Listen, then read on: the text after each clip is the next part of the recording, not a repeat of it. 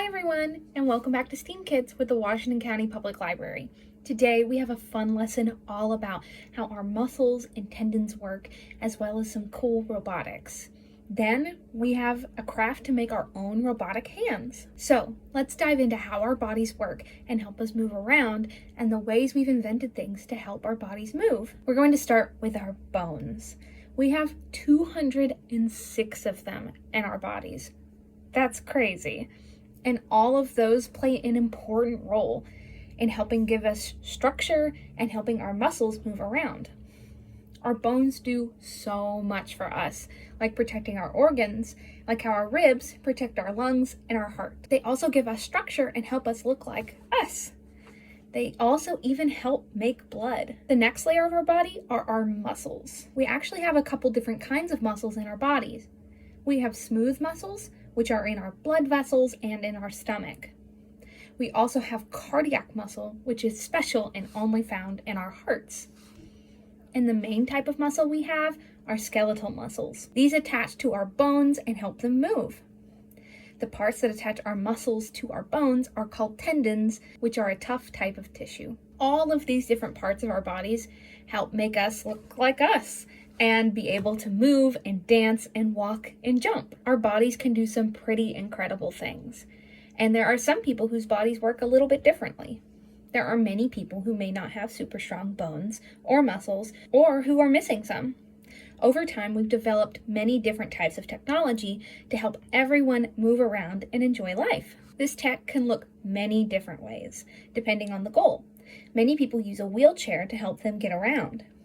Additionally, if someone is missing a limb, they may have a prosthetic or a fake limb so that they can get some mobility back. Prosthetics have been around for a long time. The first one we know of is actually a prosthetic toe for a woman in ancient Egypt, and that allowed her to wear the sandals that were common in her culture. There have also been many different types of prosthetics over time, and pirates are one of the classic figures who would wear them, with a hook replacing a hand and a wooden peg leg as a leg prosthetic. As we have learned more about our bodies and discovered new ways of making things, we've created better and better prosthetics for people. Nowadays, someone missing a portion of their leg may have many different types of prosthetic legs, depending on the use. This is an example of a running blade, which makes running much easier than the traditional prosthetic limb. There are also prosthetics that mimic what it looked like before, so that they can wear normal shoes and clothes. All of these different types of adaptive technologies help people continue to do the things they love and live their normal lives. And we are continuing to learn more and develop new kinds of prosthetics. Today, we can even 3D print prosthetics, and scientists are working on ones that connect to our brain and would work very similarly to how our normal hands work. This is so cool. And we're learning new things every day about how we can make them better and better for people. And the scientists who are developing these new artificial body technologies are called biomedical engineers. And the people who make custom prosthetics for people are prosthetists. Now, let's jump into making our own robotic hand. This craft is a great demonstration of how our tendons, muscles, and bones all work together to move our fingers. So this is my first robotic hand. And as you can see, we have some string here tied to each of the fingers running through our bones, which are cut pieces of a bendy straw. And once they are all taped down and we tape the string to the top, when you pull all the strings at the bottom, it contracts the fingers and pulls them down. And when you let go, they release again.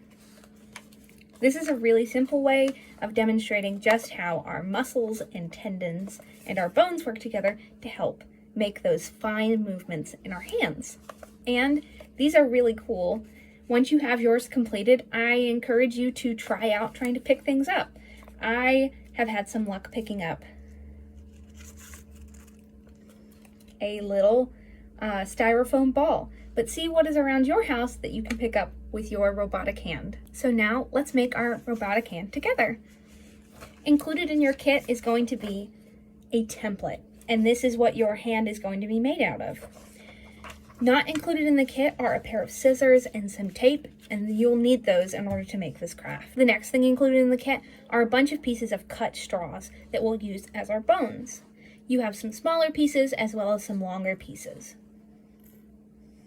You'll also have 5 pieces of string that you will thread through all the straws, tape at the top, and tie them together at the bottom to create the different tendons. So that's everything that comes in the kit and everything that you'll need from home. So let's get started. The first thing you're going to want to do is match up the pieces of straw with the different sizes here.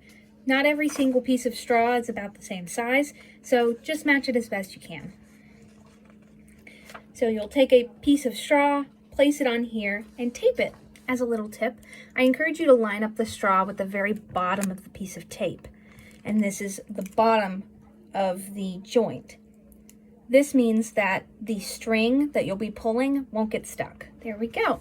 I have this piece of straw taped down to the top of my finger. Now I will just repeat this with all the small pieces here on all of the finger joints, as well as the larger pieces here for the larger bones in our hands. And then I will put one piece down here coming off the end of the page, and that'll just make it a little bit easier to hold on to. So now I have taped all of my straw pieces onto my paper.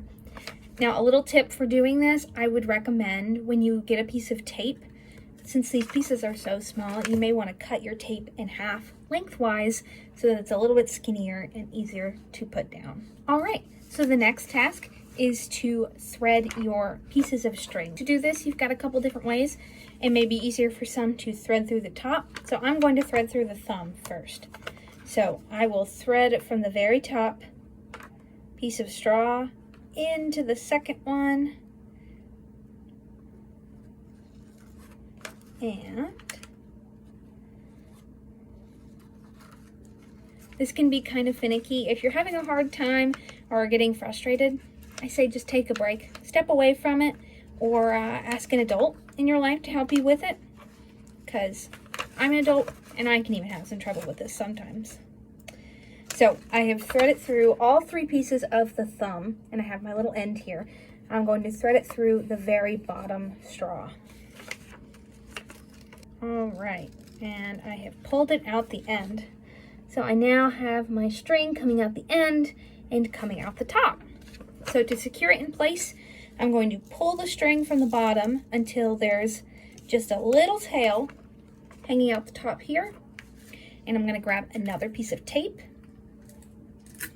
and I'm going to fold the string down over the straw, or right next to it, and tape the piece of string to the straw.